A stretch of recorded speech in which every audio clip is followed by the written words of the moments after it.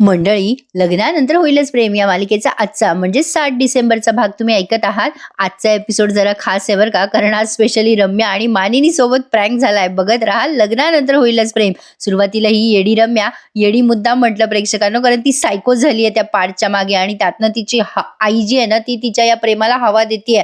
खरं तर वसू आत्याची इच्छा नाहीये, पण मुलीच्या जिद्दीसाठी आणि प्रेमासाठी त्या हे असं आंधळेपणाने वागताय. तिला काउन्सिलिंगची गरज आहे प्रेक्षकांनो. पण आपण या मालिकेच्या पात्राबद्दल बोलतोय बरं का. आता रम्या ते मंगळसूत्र काय हातात घेते, पार्थ बद्दल काय काय बोलते. सुरुवातीला तर ते मंगळसूत्र ती कुरवाळत असते. मग वसू आत्या येऊन विचारतात, काय ग तुझ्या मुठीत काय आहे? मग रम्या ते घालून बघते गळ्यात आणि म्हणते, हे माझं लहानपणीचं मंगळसूत्र, भातुकली खेळताना पार्थने गळ्यात घातलेलं. आई, एखादी गोष्ट मनापासून मागावी आणि शेवटी ती गोष्ट आपल्याला मिळते बरं का. वसू आत्या आता बघतच राहतात पोरीकडे. रम्या म्हणते, ए आई बघ ना, माझं नशीब मला कुठे घेऊन आलंय. आता या रम्याने ठरवून टाकलंय की आपलं लग्न पार्थशीच होणार आहे. रम्या म्हणत असते, आपल्या हाताला जो एक्का लागलाय ना आई, आता मला तो एका पार्थची राणी नक्की बनवणार.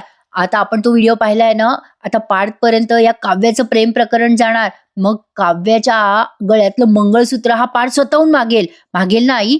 वसू आत्या म्हणतात, हो हो मागेल. अगं तू म्हणतेस ना रम्या, तसंच होईल. रम्या आता खूप एक्सायटेड होऊन म्हणते, आई तसंच व्हायला पाहिजे. मला खूप घाई झालीये पाठच्या हाताने मंगळसूत्र घालायची. लगेच वसू आत्या म्हणतात, नाही नाही नाही बाळा, नाही घाई नाही करायची. हा, घाई केली की घात होतो बरं का. आधी आपल्याला जरा धीर धरावा लागेल बेटा. थांब, हो बघ पार्थ तुझाच होणार आहे, नको काळजी करूस. रम्या म्हणते, आई एवढ्या दिवसापासनं एवढ्या वर्षापासनं धीरच धरते ना मी, किती पेशन्स ठेवते. आई, लहानपणी पार्थने माझ्या गळ्यात हे मंगळसूत्र घातलं, तसंच आता पण तो माझ्या गळ्यात घालेल ना आई? वसू आत्या म्हणतात, हो घालेल. रम्या म्हणते, आई एवढं स्वप्न आहे ग माझं, पार्थने माझ्या गळ्यात मंगळसूत्र घालावं, माझं लग्न पार्थशी व्हावं. हे आई, माझं एवढं स्वप्न आहे. आता काही झालं ना तरी मला माझं स्वप्न हे पूर्ण करायचं आहे. आणि आई, माझं जर स्वप्न पूर्ण नाही झालं ना तर मी काय करेल, कशी वागेल मी काही सांगू शकत नाही बरं. आता ही तिच्या आईला ब्लॅकमेल करते बरं का. आणि मग लगेच वसू आत्या लगेच म्हणतात, नाही नाही नाही, असं नाही करायचं, असं काहीही मनात आणू नकोस, वाईट साईट होईल म्हणून. हे बघ, मलाही वाटतंय बेटा की पार्थ समोर काव्याचं आणि जीवाचं अफेअर यावं. हे बघ, घाई नाही करायची, पण आपल्याला जर 2 पक्षी एका दगडात मारायचे असतील ना तर नेम अचूक साधावा लागेल. हे बघ, हा खेळ आपण खेळतोय हे नाही कोणाला कळू द्यायचं बरं का. कोणाच्या समोर आपण डायरेक्ट यायचं नाहीये. आता मी हे आधीपासून विचार करते बरं का. काव्याचं अफेअर जेव्हा सगळ्यांसमोर येईल तेव्हा काय होईल, आणि यांचं अफेअर या सगळ्यांसमोर आणायचं तरी कसं. आपल्याला शांततेत या गोष्टीचा विचार करायला पाहिजे रम्या, एकदम शांततेत. वसू आत्या आता त्याच्या पोरीला समजून सांगतात. इकडे पार्थने काव्याला ते मंगळसूत्र दिलंय बरं का. आजचा एपिसोड ना प्रेक्षकांनो जरा खास आहे, शेवटपर्यंत ऐकत राहा. लग्नानंतर होईलच प्रेम. मजा आली आजचा एपिसोड बघताना. तुम्हाला खरं सांगू, अगदी मनातलं सांगते, आज ना मला सुट्टी घ्यावीशी वाटली होती, कारण आज ना आमच्या लग्नाचा वाढदिवस आहे. आज ठरलं तर मग सकाळी दिला. मला आलं होतं जरा जीवावर आजचा हा एपिसोड द्यायला. म्हटलं जरा बाहेर जाऊया मॉर्निंग वॉकला वगैरे, पण आजचा एपिसोड मी आधी बघून घेतला आणि मग रावलं नाही. काय होतं ना प्रेक्षकांनो, छान एपिसोड असले ना की उत्कंठा खूप वाढते ना तुम्हाला रिव्ह्यू देण्याची. त्यामुळे आज सगळं बाजूला सारलं आणि आधी तुम्हाला रिव्ह्यू दिलाय. तर बघा, आता पार्थने काव्याला ते मंगळसूत्र दिलंय, त्यामुळे काव्या ते मंगळसूत्र बघते आणि खुश होते. काव्या ते मंगळसूत्र बघते आणि म्हणते, काव्यार्थ? पार्थ म्हणतो, हो काव्या आणि पार्थ. काव्यार्थ तुम्ही आणि मी. काव्या त्याला विचारते, हे सगळं तुम्ही कशासाठी केलं? पार्थ म्हणतो, तुम्ही आणि मी. अहो काय आहे, तुमच्याकडे काही दागिने नाहीयेत ना, म्हणजे कुठलेच नाहीयेत ना, ठुशी आहेत ना पाटल्या आहेत. त्यामुळे मला असं वाटलं की हे स्पेशल काहीतरी तुमच्यासाठी करावं. आता काव्याला ती पावती सापडलेली असते ना ज्वेलर्सी मध्ये, तो सीन मध्येच त्यांनी घेतलाय बरं का. आता काव्याला ते आठवतं, ही कसली पावती आहे, तिने बघितलेली असती आणि ती पार्थने तिच्यापासून लपवलेली असते पावती. मग काव्याला तो सीन आठवतो आणि ती म्हणते, अच्छा म्हणजे ती दागिन्याची पावती ह्याचीच होती तर. पार्थ म्हणतो, हो तुम्हाला सरप्राईज द्यायचं होतं ना, म्हणून तुम्हाला काही सांगितलं नाही. आता एक्झॅक्टली नंदिनी आणि जीवा या दोघांचे सीन पण खूप खास असतात प्रेक्षकांनो. नंदिनीला ती साडी खूप आवडली आहे. ती म्हणते, कमाल कमाल, खूपच सुंदर साडी आहे ही, पण अहो तुम्ही साडी का आणलीत? जीवा म्हणतो, काय यार तुम्हा बायकांचा प्रॉब्लेम काय आहे? आणलं गिफ्ट नवऱ्याने तरी प्रॉब्लेम, नाही आणलं तरी प्रॉब्लेम, तुमच्या ना कंप्लेंटच संपत नाहीत. नंदिनी म्हणते, असं काय करता, मी असं कुठे म्हणले, अचानक साडी आणली म्हणून विचारलं. जीवा म्हणतो, अगं काय ना, तू सतत काही दिवसापासून पंजाबी ड्रेसच घालतेस ना, म्हणून आणली साडी. मग नंदिनी म्हणते, म्हणजे मी काय पंजाबी ड्रेसमध्ये चांगली दिसत नाही का? नाही, नाही जाऊ द्या आता मी ठरवलंय मी पंजाबी ड्रेसच घालणार नाही. जीवा म्हणतो, "अरे, अरे, अरे थांब जरा." नंदिनी म्हणते, "अहो तुम्हाला आवडत नाही ना मी पंजाबी ड्रेसमध्ये, जाऊ द्या मग मी नाही घालणार पंजाबी ड्रेस." जीवा म्हणतो, "अगं ए चकाचक बाई जरा थांबतेस का? अगं जरा बोलू तर दे मला, थांब ना." "अगं काहीतरी बोलायचंय मला." "अगं तुम्ही मला काही बोलूच देत नाही. मी काही बोलायच्या आत तुझी गाडी सुसाट सुटते फलाटावरनं. एक सांगू का तुला नंदिनी, अगं तू पंजाबी ड्रेसमध्ये सुंदरच दिसतेस, कमाल दिसते. पण काय आहे ना, सांगू का तुला म्हणजे हे बघ कसं असतं, आपण रोज थंडगार दूध पितो ना, पण आपण कधी-कधी अशी थंडगार बिअर पिली ओकेजनला तर छान वाटतं ना. आणि कधीतरी ओकेजन जास्ती स्पेशल असलं तर महागडी स्कॉच काढून घोट पिणं त्यात जास्ती मजा आहे ना. आता त्या त्या जीवाने उदाहरण दिलंय दारूचं. नंदिनी चिडून म्हणते, "साडीचं उदाहरण द्यायचंय तर तुम्ही दारूचं उदाहरण का देताय मला? ओ जीवा तुम्ही पुन्हा सुरू केली आहे का?" नंदिनी आता त्याच्यावर चिडते बरं का. आता तो जीवा मुद्दाम तिला जरा चिडवायचं म्हणून म्हणतो, "ए नंदिनी, अगं काय ना काही दिवसापासून खूप स्ट्रेसफुल वाटतंय गं. अगं त्यामुळे असं लिटिल थोडं-थोडं." नंदिनी चिडते आणि म्हणते, "माझी शपथ घ्या आणि सांगा बरं तुम्ही दारू सुरू केली का?" जीवा म्हणतो, "अगं शपथ काय घ्यायची? खरं-खरं सांगतोय." "बरं चल, मी चकाचक बाईची शपथ घेऊन सांगतोय, की मी दारूच्या थेंबालाही स्पर्श करत नाही." असं त्याने गंमत केली आहे तिची. मग नंदिनी चिडून म्हणते, "काय हो जीवा, फिरकी घेता का माझी?" जीवा म्हणतो, "मग काय करू? माझ्यावर अविश्वास दाखवतेस ना तू, मग काहीतरी गंमत करावीच लागेल." "अगं नंदिनी, तुला दिलेला शब्द मी कसा मोडेल? तुझ्या हातचं ना ते कडू काढा पिल मी." "अगं तो काढा जास्ती भारी होईल तो."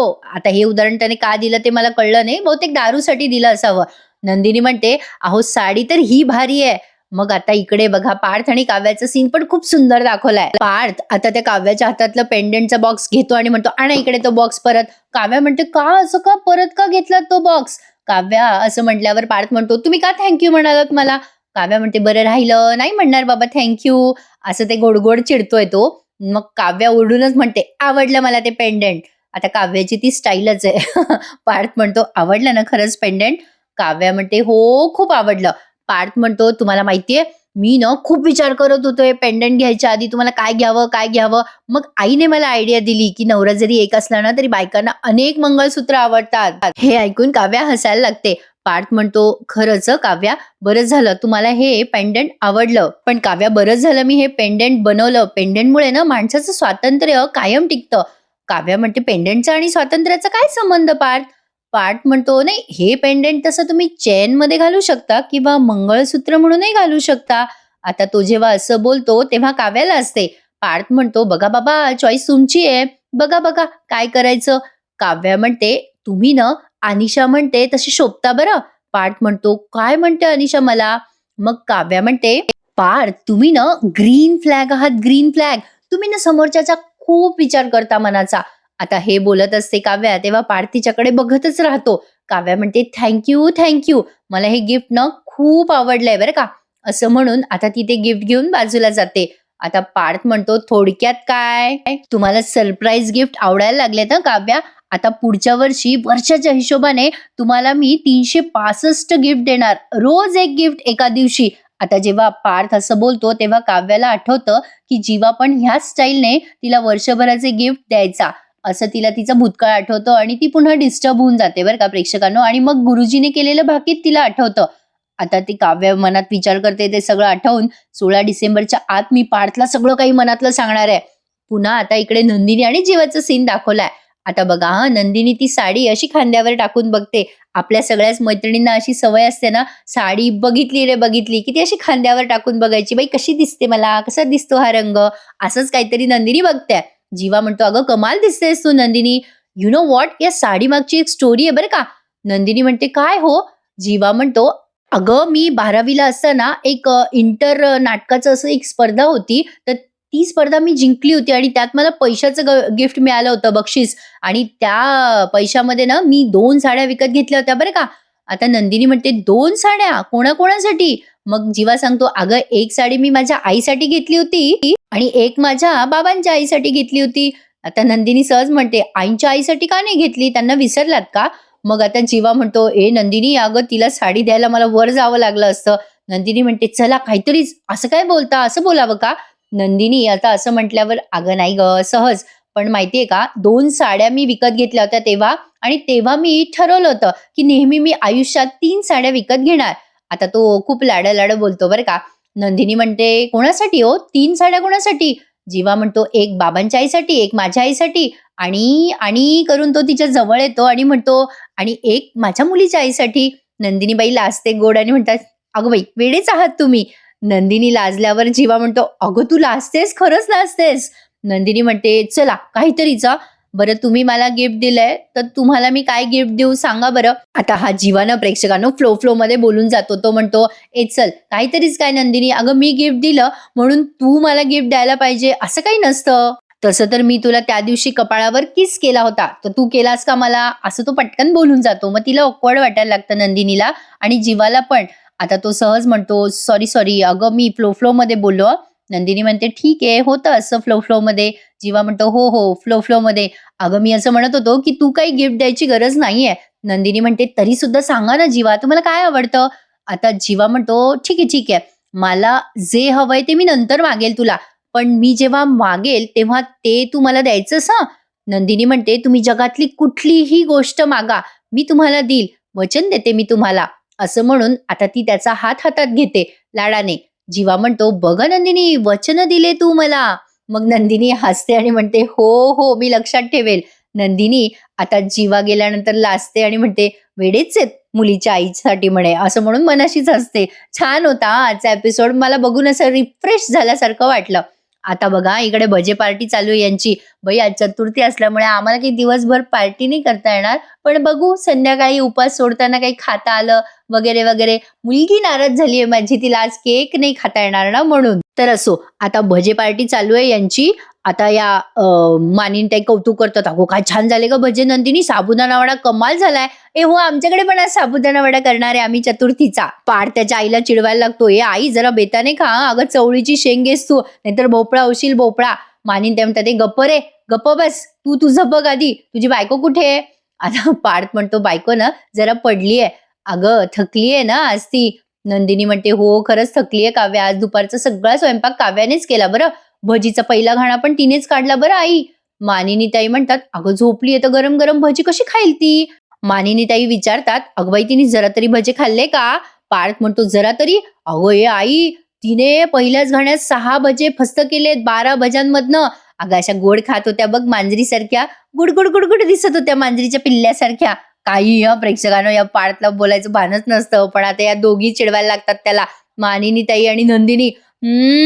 काय हो पार्थ?" नंदिनी म्हणते, "अहो काय पार्थ? अहो काव्याचं नाव घेताना पण लाजता तुम्ही." मानिनीताई म्हणतात, "काय रे? अगदी कालच लग्न झाल्यासारखा लाजता. केवढं ते?" असं म्हणून त्याला चिमटे घ्यायला लागतात. पार्थ म्हणतो, "ए आई माझी शाळा नको घेऊ हं. आणि तुमच्या दोघींना ना मी आता काही सांगणारच नाही." मानिनीताई म्हणतात, "गप्प बस, सांगूच नको. माझ्या सुनेचं खाणं काढतोस का रे?" पार्थ म्हणतो, "नाही गं आई." मग मानिनीताई म्हणतात, "माझी सून बिचारी 4 भजे काय जास्त खाते? लगेच तुझ्या डोळ्यात येतंय का? वा रे वा." पार्थ म्हणतो, "नाही गं आई, गंमत केली." आता मानिनीताई म्हणतात, "थांब जरा, तुझं सांगू का? सांगू?" पार्थ म्हणतो, "नको सांगू." मग मानिनीताई म्हणतात, "अगं हा लहानपणी फार आगाऊ होता बरं का." मग नंदिनी म्हणते, "सांगा ना आई, सांगा." मानिनी म्हणते, "अगं हा खूप उपद्व्यापी होता बरं का, लपून-छपून सगळ्या गोष्टी करायचा." "अगं याने काय केलं, मी युगच्या वेळेला प्रेग्नंट होते ना, तेव्हा मी छान गोंडस बाळाचा फोटो लावला होता. अगं हा लपून-छपून आला आणि त्याने ते पोस्टरच काढलं." मग पार्थ म्हणतो, "अरे मी मुद्दाम काढला तो फोटो." "अरे आई काय म्हणायची, की गोड बाळाचा असा फोटो पाहिला, की बाळ पण गोंडस होतं म्हणे. असं कुठे होतं का?" मग नंदिनी म्हणते, "अहो बरोबरच आहे ते पार्थ, असंच असतं ते." मग मानिनी चिडवायला लागते, "ए पार्थ, आता तुझ्या वेळेला जेव्हा काव्य राहील ना प्रेग्नंट तेव्हा बघू. आम्ही पण बघू हां, मग बघू. ये सांगायला, आई असं होतं तिला, तसं होतं तिला. कोरड्या उलट्या होऊ दे तुझ्या बायकोला, मग बघ कसं येशील पळत. आता या बोलायशी आणि हे सगळं व्हायशी एकच संयोग आलाय. आता या काव्याला ना जरा मळमळतंय बरं का प्रेक्षकांनो. मगाशी म्हटलं ना प्रँक होणार आहे मानिनी आणि रम्यासोबत, तो हाच. आता ही काव्या जरा पित्त झालंय तिला. मग त्या कामवाल्या ताई येऊन विचारतात, "काय होतंय काव्याताई?" मग काव्या म्हणते, "काही नाही अहो ताई, जरा कोरड्या उलट्या होतात. म्हणजे असं वाटतंय, मळमळतंय, पण उलटी होत नाहीये." मग त्या आशाताई म्हणतात, "अरे देवा, थांबा मी मानिनी ताईला सांगून येऊ का? काव्या म्हणते, "नको अहो त्यांना काळजी वाटेल ना, राहू द्या आशाताई." पण त्या आशाताई म्हणतात, "नाही, नाही सांगू द्या ताई, तुम्हाला काहीतरी देतील ते औषध." काव्या म्हणते, "हे बघा एक काम करता का आशाताई, सांगू नका कोणाला, पण किचनमध्ये मी कॉफी ठेवली ती पार्थला द्या हं." मग आशाताई बरं म्हणतात आणि निघून जातात. काव्या बाथरूमच्या बाहेर येते आणि विचार करते, "अरे देवा, मी किती भजी खाल्ली मिरचीची भजी खाल्ली की मला त्रास होतोच. काव्या, काव्या आता रात्री तरी जेवू नकोस. झालं ना पित्त तुला? आता नको खाऊ भजी. खाशील पुन्हा भजी खाशील?" असं ही मनाशीच बोलते बरं का. म्हणजे भजे खाल्ल्यावर हिला पित्त होतं. तसं जनरली होतंच म्हणा पित्त जास्ती ओव्हरलोड भजे खाल्ल्यावर. पण असो. आता या आशाताई बाहेर आल्यात हॉलमध्ये आणि हा पार्थ त्याच्या कलीगशी बोलतोय बरं का काहीतरी आणि त्या आशाताई गैरसमज करून आशाताई ऐकताय. पार्थ म्हणत असतो फोनवर, "अरे 3 महिने झाले 3 महिने. मी तरी किती वाट बघणार. अरे काहीतरी हालचाल करावीच लागणार होती ना. अरे गुड न्यूज आहे गुड न्यूज." त्या आशाताई अर्धवट ऐकतात आणि आता मानिनी ताईला सांगायला जातात. त्यांना वाटतं की काव्या प्रेग्नंटच आहे. कोरड्या उलट्या उलट्या होत आहेत आणि पार्थ सांगतोय की गुड न्यूज आहे. म्हणून त्यांचा गैरसमज होतो आणि त्या विचार करतात मानिनी ताईलाच जाऊन सांगते हे सगळं. त्यांना किती आनंद होईल. आता अशी काही बातमी असली ना प्रेक्षकांना तर एक्साइटमेंट असते, साहजिक आहे. आता पार्थ पुढे म्हणतो, "अरे तुला सांगतोय की आपला तो प्रोजेक्ट आहे ना तो मिळालाय रे. मस्त की नाही?" आता त्याचं बोलणं त्याने पुढे पूर्ण केलंय पण ते ऐकायला काही आशाताई तिथे नाहीयेत. आता तेवढ्यात मानिनी येते ओरडत जोरात, "पार्थ, काव्या, काव्याला बोलव रे पार्थ." आता पार्थ घाबरतो, "ए आई अगं काय झालं तुला?" आता काव्या आलीये रूमच्या बाहेर. मानिनी म्हणते, "इकडे ये काव्या, पटकन ये." काव्या म्हणते, "बापरे काय झालं काकू? काय तुम्ही इतकं टेन्शनमध्ये? काय झालं काय?" आता मानिनी म्हणते, "अगं गोष्टच अशी आहे, काहीतरी झालंय." काव्या म्हणते, "काय झालं? आई बोला ना काकू काय झालं?"